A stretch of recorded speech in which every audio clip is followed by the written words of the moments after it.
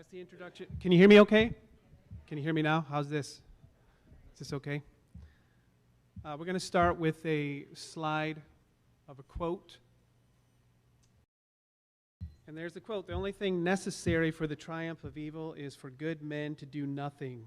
Now, this is a quote by Edmund Burke. A lot of times we might see this quote at the beginning of a really cool action flick where you know, justice is about to be served, things are going to blow up, bad guys are going to be in trouble, right? But when we exit out of that fantasy world into reality, what we see through history are these statistics right here behind me. In World War II, 6 million Jewish people were murdered in German concentration camps. 3 million people were executed by Joseph Stalin's regime in Soviet gulags. 2.5 million people were murdered during the Chinese Great Leap Forward. 1.5 to 3 million people were murdered in Cambodia killing fields. 1 million people were murdered during the Rwanda genocide in 1994. By comparison, 60 million plus babies have been aborted in the United States since the Roe decision in 1973. This is 3 times more than all those genocides combined that I just read through. That is 1 abortion every 30 seconds. So while I'm talking today right now, that number is being added to every 30 seconds, one murdered baby, every 30 seconds. And here's the truth about that, church. For the most part, the church has been silent in the face of this Holocaust that faces our nation. So I'll introduce myself. Matt already gave me a pretty good introduction. My name is Brent Buckley. I'm here with my awesome family there in the back. Wave family. There they are. Yeah, Eden was our home for about 10 years, and now we're at Maple Grove. So we're super excited to be here and kind of share this ministry because you guys, we're a fruit. This ministry is a fruit of how you guys have poured into our lives over the years, so we're glad that we can be here and share this. And I just want to tell you a little bit about what it is I'm here to talk about and what I do and what we do as a family. So what I do is I go to abortion clinics usually on the days they're going to kill babies, and I will preach the gospel. We heard Matt talking about the gates of hell and the gospel need to be proclaimed into this culture. And so that's what we do. We go to the abortion clinics. We call out to the women we let them know that what they're about to do is commit a grievous sin of murder.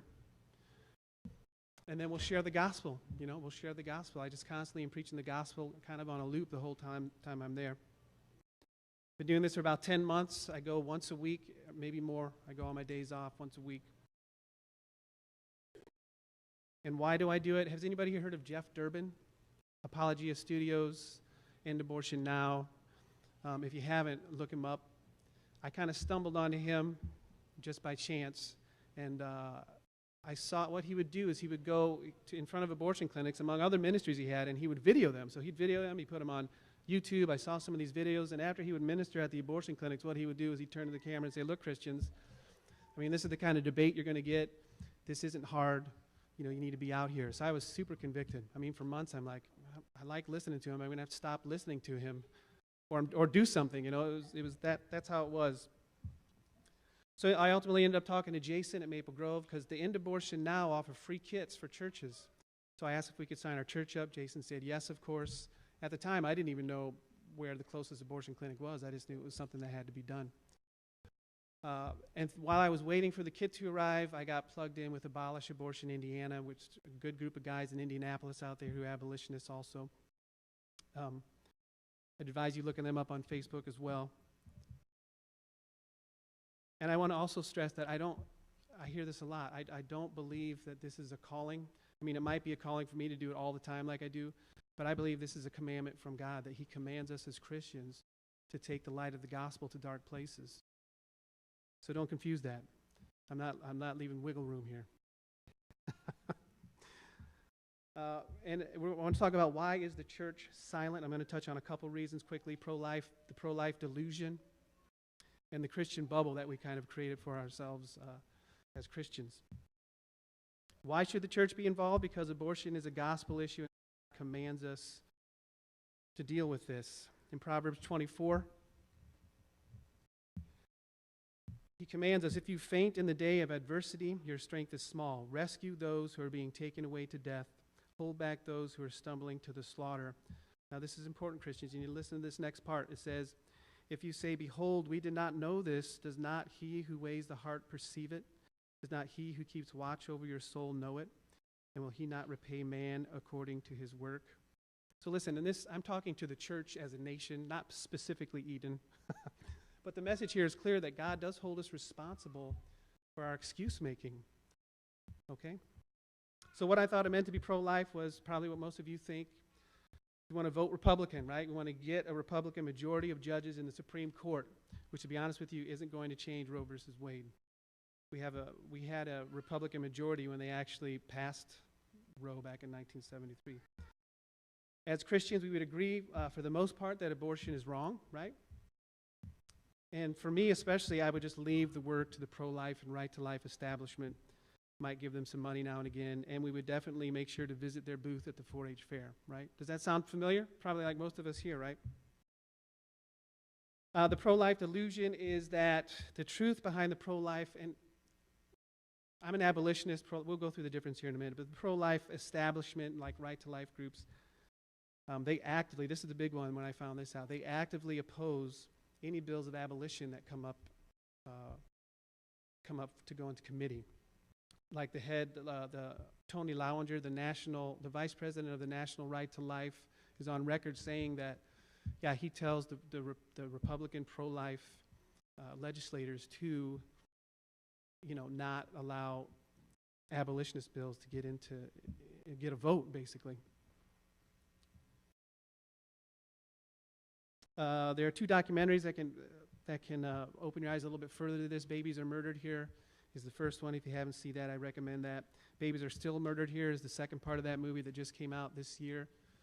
Really good movie, really exposes the pro-life agenda. And listen, they don't hide this. They are all behind how they do things. It's not a big secret. A few other things. They don't believe abortion is murder. They believe the mother is as much of a victim as the aborted baby. These are an incremental approach which ultimately still allows babies to be murdered. Just like one of the laws that Pence actually passed when he was governor was that, this is how the laws work. I'm going to say it in the way they don't, but they say you can kill a baby, and this law was as long as you bury that baby, give it a proper burial. This is what that law actually says. I mean, if you word it the right way. And then they have talking heads such as Abby Johnson. She vehemently opposes abolitionists. And you guys, if any of you saw the movie Unplanned, I haven't. I'm sure it's a good movie, but Abby Johnson is a big talking head. They use her to raise exorbitant amounts of money to really fund this incremental approach they're using, which does nothing. It does nothing. Babies are still being murdered. There's tons of loopholes and all of that. So we have an abolition, and this is a slide. I guess we're just going to skip to the next one. Is there another one? Yeah.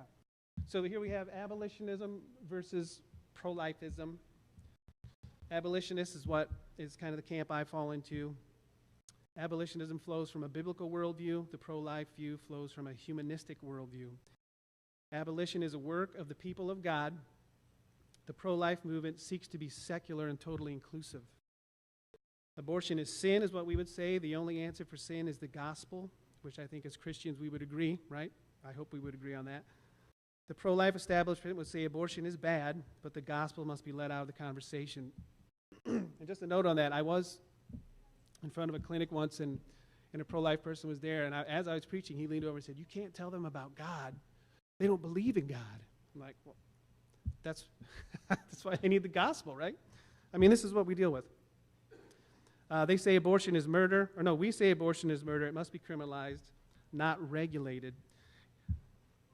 The pro-life movement will say it must be regulated. People should be encouraged to choose life, but never punished if they do not. Duty is ours. The results belong to God. We do not compromise with evil. Versus the pro-life side, which says we be pragmatic and embrace whatever steps or deals we can, and compromise is key. So here's another slide of just abolitionists. Abolitionists are driven by a desire to do justice, love mercy, and walk humbly with their God. Abolitionists are not interested in merely abstaining from evil themselves, but are committed to exposing evil and bringing it into conflict with the truth of Christianity. Abolitionists seek to bring justice to the fatherless and help to the helpless. And we need to also understand that this is a spiritual warfare. Excuse me. This is a gospel issue. This is about sinful hearts loving darkness rather than they love light. And that sinfulness in them leads them to murder their children. Abortion is the crowning jewel of Satan's warfare against image bearers of God. The blood of the innocent children that gets spilt nourishes the demonic realm. This is a spiritual battle. The Bible will tell us in Ephesians 6, there it is, we do not wrestle against flesh and blood, but against the rulers, against the authorities, against the cosmic powers over this present darkness, against the spiritual forces of evil in the heavenly places. And then I have some slides here that are taken off the Satanic Temple of Indiana's Facebook page.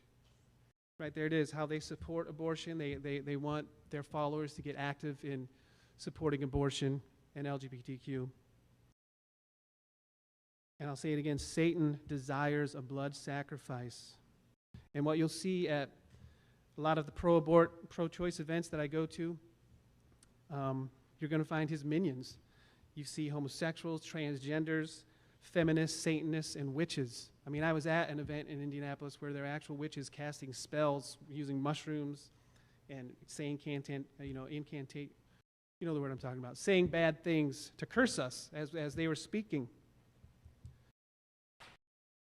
So it's a spiritual thing. Also, we've kind of created as Christians this Christian bubble is what I call it. And this is what I believe God's word tells us. As God's people, we are called to subdue the world. This is in Genesis 1:28.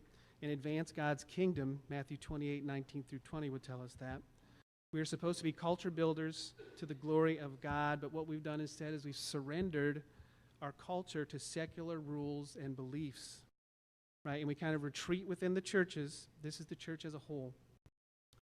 And we kind of gorge ourselves on these ministries that really are just meant to feed the church. And we don't really do a whole lot as a national church.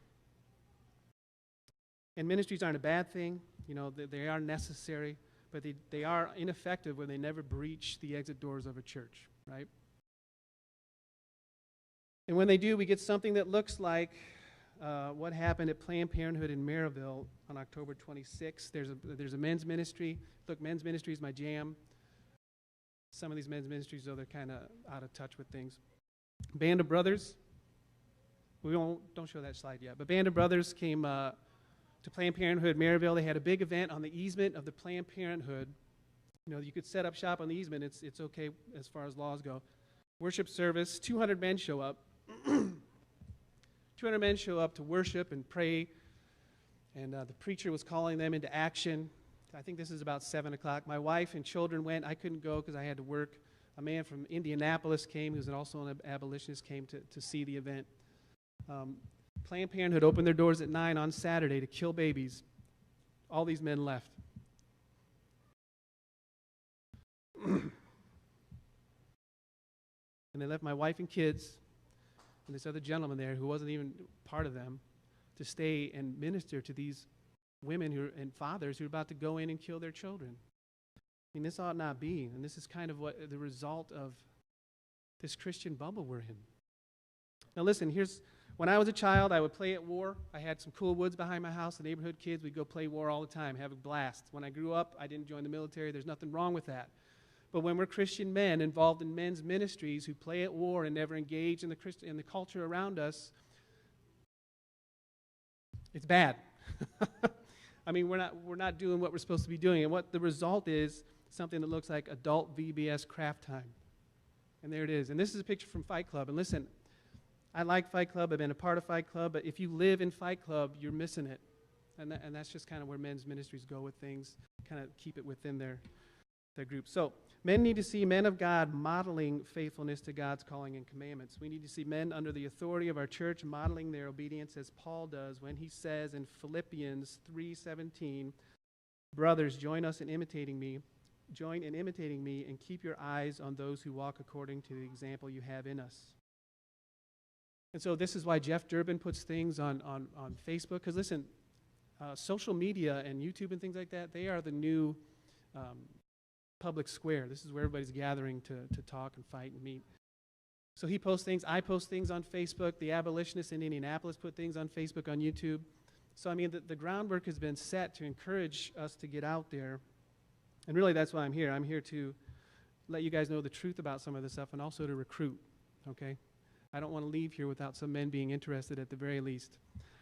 And then we have some biblical support here about this is the fundamental biblical teachings that kind of go into this whole, the truth about what's happening with abortion and why we should be standing up against it. Genesis 1:26, we're made in the image of God, right? We're made in the image of God. Psalms tells us that God knits us together in our mother's womb. So at conception, that image is created. The sixth commandment tells us we shouldn't murder image bearers of God, all right? And in Genesis 9, it's not even up here, 9:6 says, whoever sheds the blood of man, by man shall his blood be shed, for God made man his own image. So we see God doubling down on his image and how important it is. And that image begins at conception. Matthew 5:13 through 16 tells us that we are to be salt and light. We are the light of the gospel to the dark places around us. And I'll tell you, brothers and sisters, there is no darker place than abortion clinics where they murder 3,000 babies a day at abortion clinics. 3,000 babies a day in the United States, that can be counted, are being murdered at abortion clinics all over the country. And then, of course, there's the Great Commission where Jesus says, all authority in heaven and earth has been given to me. Go therefore and make disciples of all nations, baptizing them in the name of the Father and the Son and of the Holy Spirit, teaching them to observe all that I have commanded you. And to close here, I went a little bit over. Abolitionists are the tip of the spear. I mean, we're literally entering into the killing fields with weapons of righteousness in our right and left hand. And this is the gospel. And listen, guys, it's not easy. It's not hard. I mean, it's hard. It takes courage. I mean, there's people, you're going to confront people who don't like you. People are going to hate you. People are going to swear at you. People might even also assault you. I think I have a slide of some of that stuff. Oh, I didn't even see we had that over there. I didn't even have to look behind me the whole time. But it is a serious issue. This is a picture of when I was assaulted. I don't even remember when. But yeah, people get upset when they are confronted in their sin with the gospel, and that's how it should be, Christians. We should be taking, like Matt said earlier, we need to take the gospel to the gates of hell. We need to storm the gates of hell with the gospel of Jesus Christ. And listen, I believe abortion is kind of it is the source behind so many of the problems the church finds itself in today. And I'll end with this quote. Martin Luther, this is the reformer Martin Luther, not Martin Luther King. If I profess with the loudest voice and clearest exposition every portion of the truth of God, except precisely that little point which the world and the devil are at the moment attacking, I am not confessing Christ, however boldly I may be professing Christ. Where the battle rages, there the loyalty of the soldier is proved, and to be steady on all the battlefields beside is merely flight and disgrace if he flinches at that point. So that's all I have. I do have some cards in the back that can help you get plugged in with endabortionnow.com is where Jeff Durbin is stationed at. Also, I want to just end with, really quickly, I know we've talked about a sensitive subject. Abortion has probably touched most of our lives here, if not personally, but maybe through somebody we know. And I would like to say the gospel, we are saved through the gospel of Jesus Christ, that our sins have been paid for. So I just remind us as Christians of that when you're feeling the weight of abortion on you. And also there's just no sin that can outdo the love of God, so keep that in mind. We also we know of a ministry called Deeper Stills, which can help people heal, post-abortive mothers heal from the trauma of this. And that's all I have. Thanks for your time.